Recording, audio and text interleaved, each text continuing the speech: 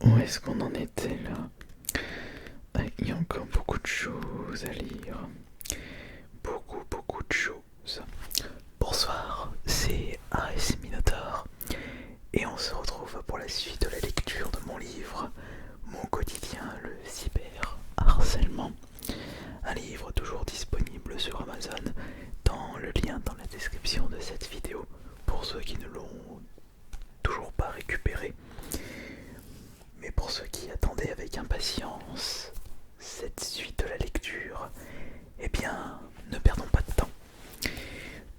On en était arrêté à la fin du chapitre 4, le niveau 4, et logiquement, nous allons lire ce soir le chapitre 5, intitulé Le niveau 5.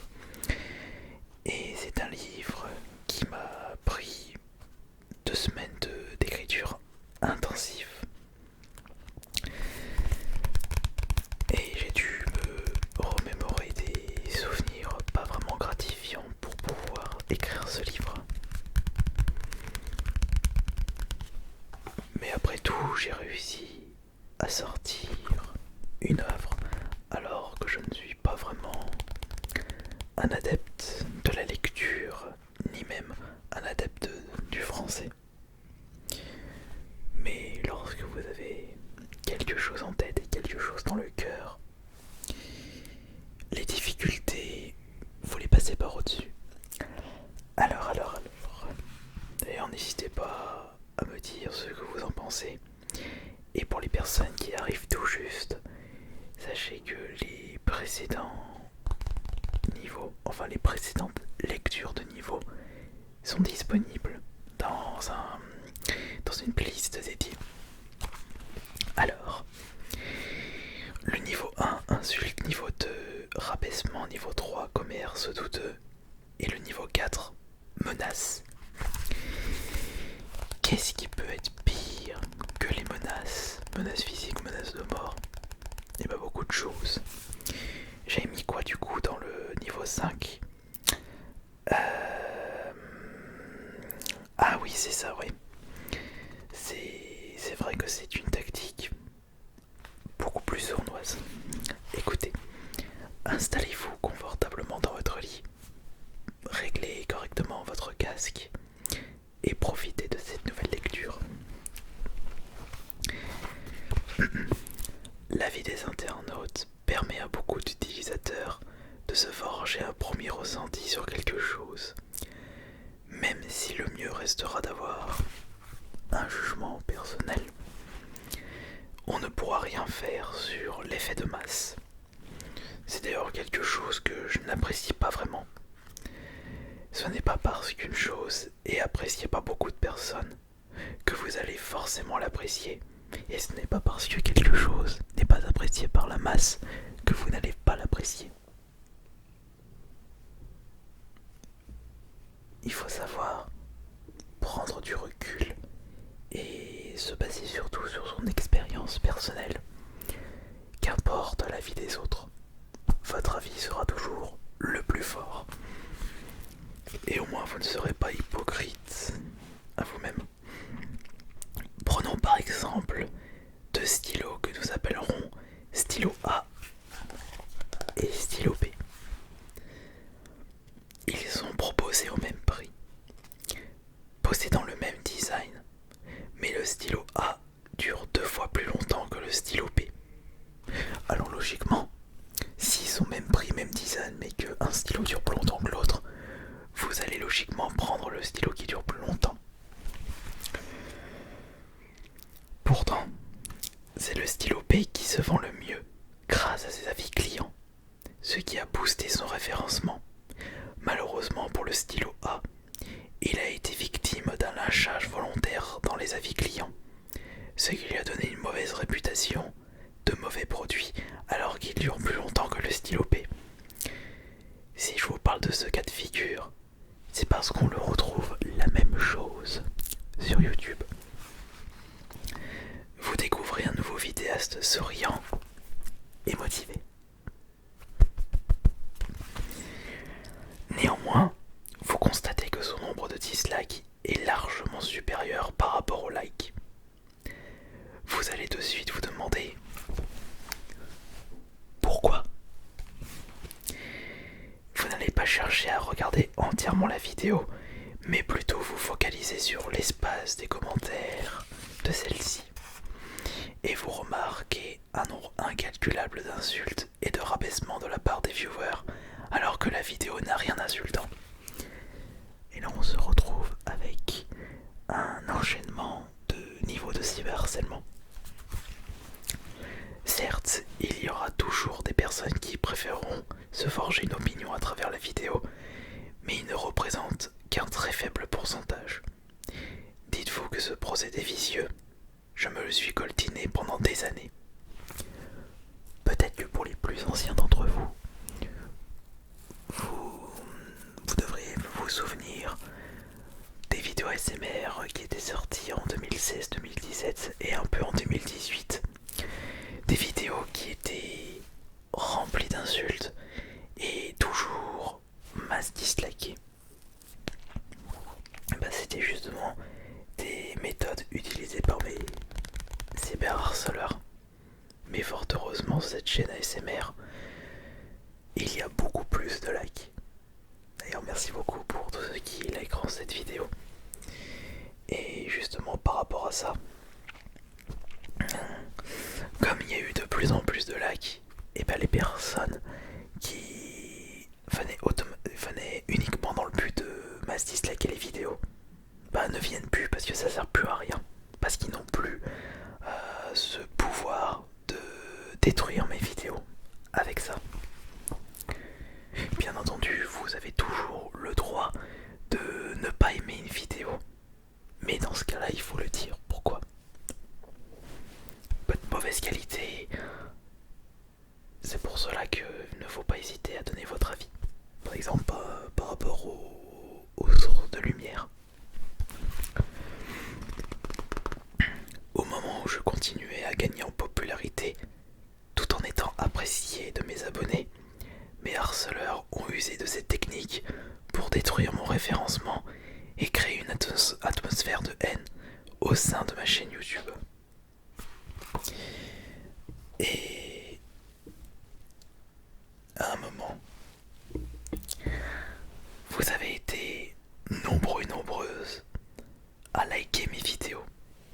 Les vidéos ASMR, eh bien ça a remis sur le devant de la scène ma chaîne ASMR et j'espère pouvoir vous proposer toujours de la grande qualité pour que vous puissiez être toujours présent et présente. Quand des internautes sont motivés à créer du contenu, d'autres sont plus motivés pour les détruire. La connerie humaine n'a jamais eu de limite. Évidemment, jamais une vidéo ne possédera 0 dislike. Il y en aura toujours un faible pourcentage. Mais il ne faut pas que ce pourcentage dépasse un certain seuil, sous peine de vous prendre une vague de commentaires du style « C'est normal la barre de dislike. Pourquoi autant de dislikes ?» Et d'ailleurs, je recevais énormément de ce genre de commentaires sur cette chaîne ASMR, mais depuis que la barre de like, le pourcentage de like, est extrêmement haut, on est aux alentours des 95%, eh bien il n'y a plus ce genre de commentaires. Et ce sera le bon moment pour des harceleurs de répondre à ces fameux commentaires, les pourquoi autour du dislike, pourquoi la barre de dislike, en racontant n'importe quoi et ainsi prouver le taux élevé de dislike. Bien entendu, si dans la vidéo le vidéaste fait n'importe quoi ou se montre irrespectueux envers une communauté ou insulte un produit sans raison valable, il est normal que les viewers se sentent offusqués et se mettent à disliker la vidéo. Mais pour ma part, mes harceleurs étaient tellement motivés qu'ils se sont mis à disliker l'intégralité de ma chaîne. Enfin, l'intégralité de mes 2 chaînes. Et justement, ce phénomène de dislike, eh bien c'est ma 3e chaîne qui est attaquée par ce phénomène-là, parce que je n'ai pas assez de likes.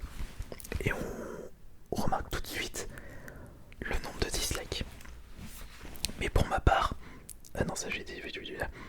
des centaines et des centaines de vidéos, Je n'imagine même pas le temps nécessaire pour faire ça.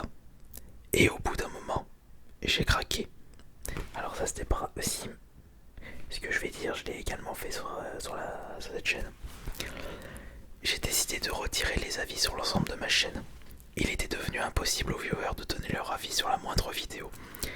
Et j'avais fait pire sur cette chaîne ASMR. C'est pour cela que quelques-unes de mes vieilles vidéos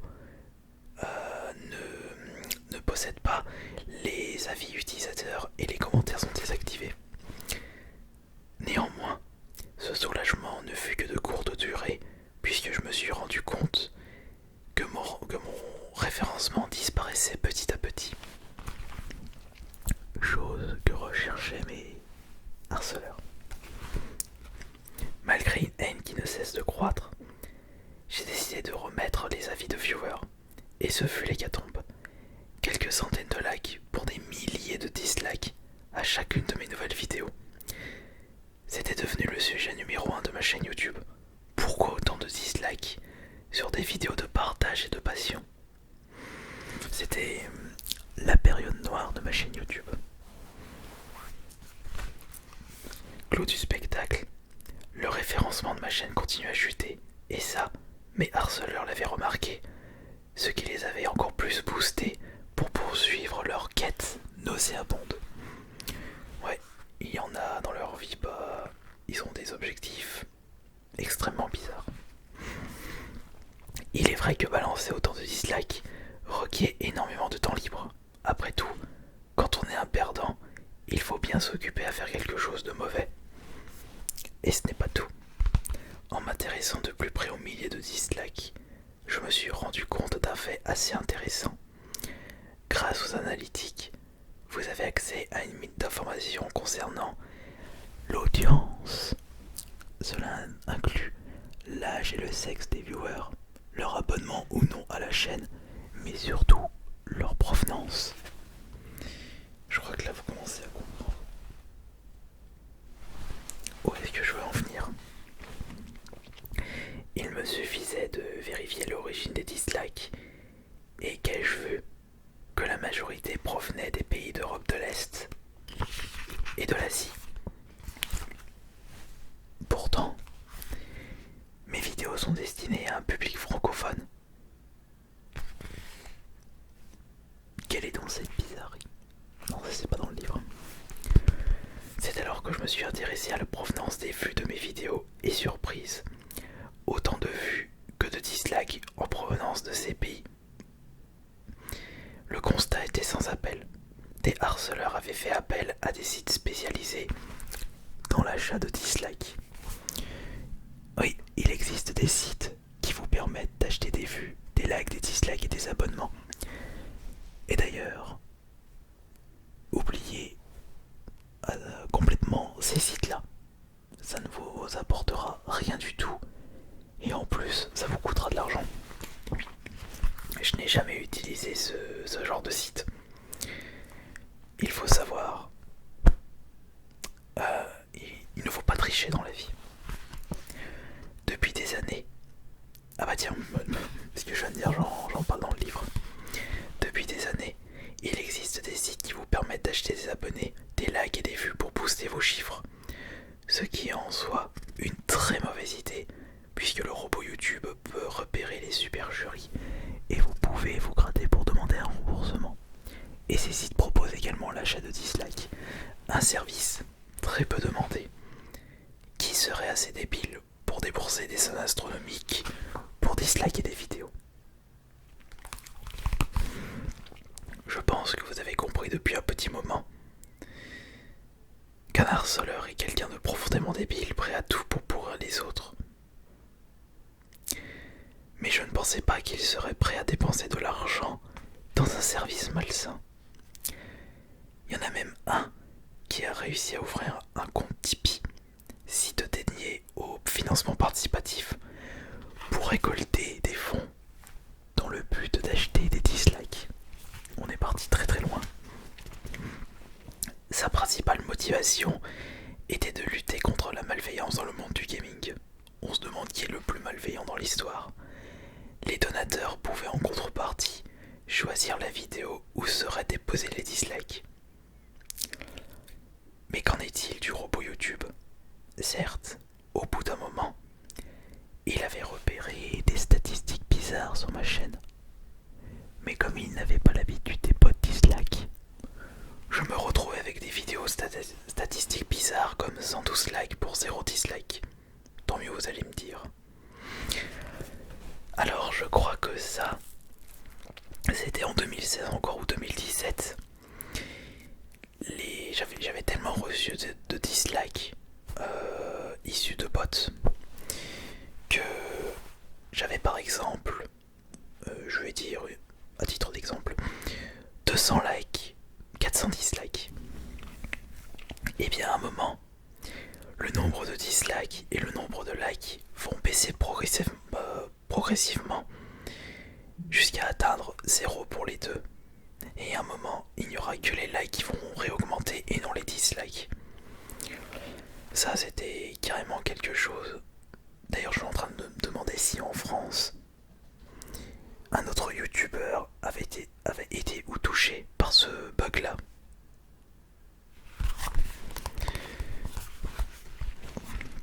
Un truc de fou. Tout comme les insultes et menaces, il fallut attendre que ça se tasse, puisque je n'avais pas envie de rabâcher à chacune de mes vidéos. Ne prêtez pas attention aux dislikes, ce sont des faux, tout en montrant les preuves. Et pour terminer ce chapitre, je suis prêt à parier que mes harceleurs vont tenter de pourrir l'espace des avis Amazon de ce livre pour montrer qu'il ne faut pas l'acheter. Après tout, je ne peux rien faire contre ça, et puis je m'en fiche. Personne ne pourra vraiment vérifier si les avis sont censés ou pas. Et d'ailleurs, si vous regardez les avis Amazon, j'ai prévu ce qu'il s'est passé. C'est-à-dire que je savais pertinemment que les avis Amazon allaient être pourris par les personnes qui ne veulent pas que je vende ce livre. Mais finalement, comme je le disais, je peux rien faire. Et puis ça fait partie du jeu. Ce qui n'empêche pas les personnes qui ont apprécié ce livre de laisser également leur avis.